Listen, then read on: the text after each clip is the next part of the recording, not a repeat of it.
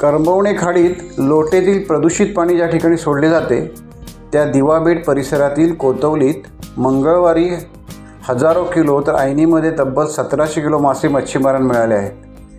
25 वर्षात प्रथमच मोठ्या प्रमाणात मासे सापडल्याने खाडीपट्ट्यातील मच्छीमार आनंदात आहे। करंबवणे खाडीत सक्शन पंपाचा धुडगूस थांबल्याने आणि लोटेतील प्रदूषण कमी झाल्याने चांगला परिणाम खाडीवर झाल्याचे दिसून येत आहे।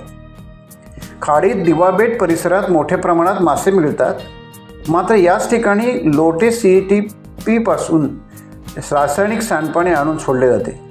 याच ठिकाणी तेथे गेल्या 2 वर्षांपासून अनधिकृतपणे 15 ते 20 सक्शन पंप वाळू उत्खनन करीत होते, मात्र गेल्या 2 महिन्यांपासून हे पंप बंद करण्यात आले आहेत।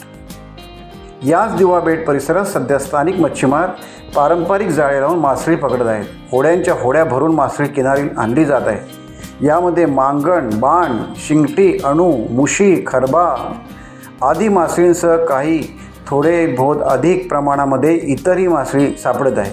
गेल्या काही वर्षांपासून लोटेतील CTPमध्ये फार मोठे बदल झाले आहेत। टाइम्स डिजिटलला लाईक करा, शेअर करा, सबस्क्राईब करा आणि बेल आयकॉन दाबायला विसरू नका। Times digital.